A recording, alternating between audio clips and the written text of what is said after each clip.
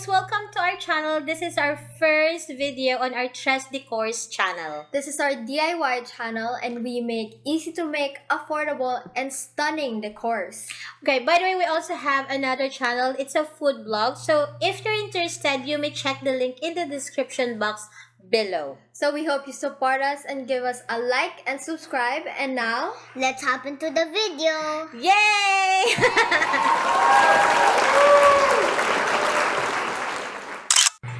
For our press project here at Dekors, we've decided to recreate this simple, elegant, but very expensive wall art from Crate and Barrel.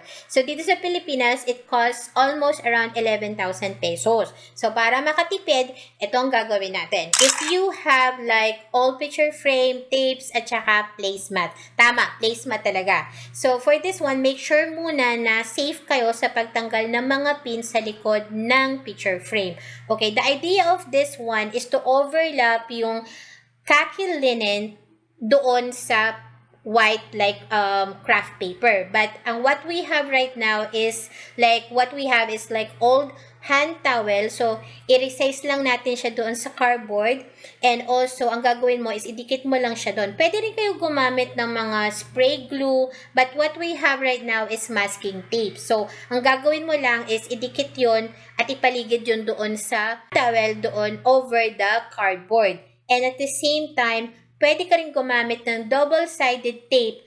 Ito naman is para pandikit doon sa placemat over the hand towel. Bakit naman kailangan ng double-sided? Para hindi talaga siya bumakat or hindi siya talaga makita na may tape kang ginamit. So, parang gano'n na rin yun. So, ang gagawin mo lang is tanggalin yun at make sure na yan na siya, na flatten talaga yung surface kasi nga ilalagay mo siya ulit doon sa picture frame. And since na it's luma na yung picture frame natin, make sure na to clean it first bago mo ibalik yung cardboard and make sure na safe uli kayo sa pagsasara nito. Okay, so ayan. So, diba, nakasave na tayo ng almost 11,000 pesos na wall art from Crate and Barrel. So, thank you!